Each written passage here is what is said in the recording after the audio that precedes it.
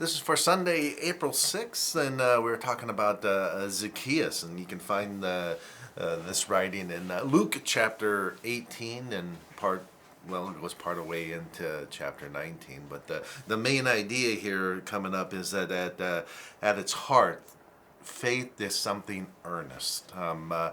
We may struggle with the embarrassment that comes from confessing Jesus Christ as Lord, but what I love about this text is that here Jesus shows us that no amount of ridicule will restrain his love for you.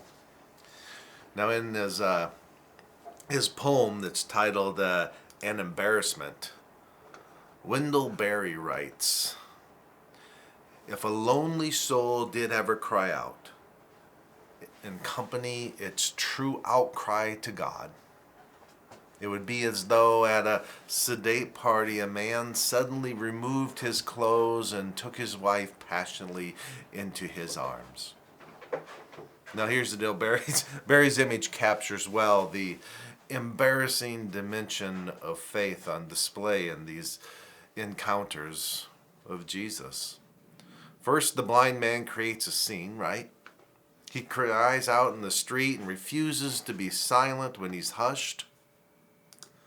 In fact, he even gets louder. So too Zacchaeus. He calls attention to his diminished stature by climbing a tree.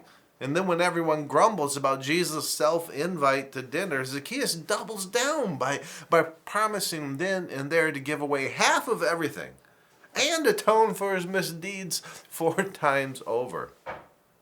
Now, just to be clear, strictly speaking, public ridicule is not a necessary component of faith, but the willingness of the beggar and Zacchaeus to endure ridicule tells us something of what faith is like. These two show us that faith is earnest to the point of embarrassment, springing from a deep need that looks to nothing except the one who it trusts to act to help. And in so doing, faith cannot help but bear witness. Note, however, though, too, what these two are not doing when they express their faith publicly. Neither one of them is interested in putting on a show, nor are they trying to proselytize or convert anyone around them. No, their words are motivated by their own needs. The first for healing, the second for forgiveness, and directed slowly at Jesus. Well, there's a quality of witness at work here. It's the sort that arises from our honesty about ourselves rather than our judgmental evaluations of others. Imagine what it would look like if we were to speak as openly about our needs as these do, and confess with such confidence that in Christ we have a God who is attentive to our needs.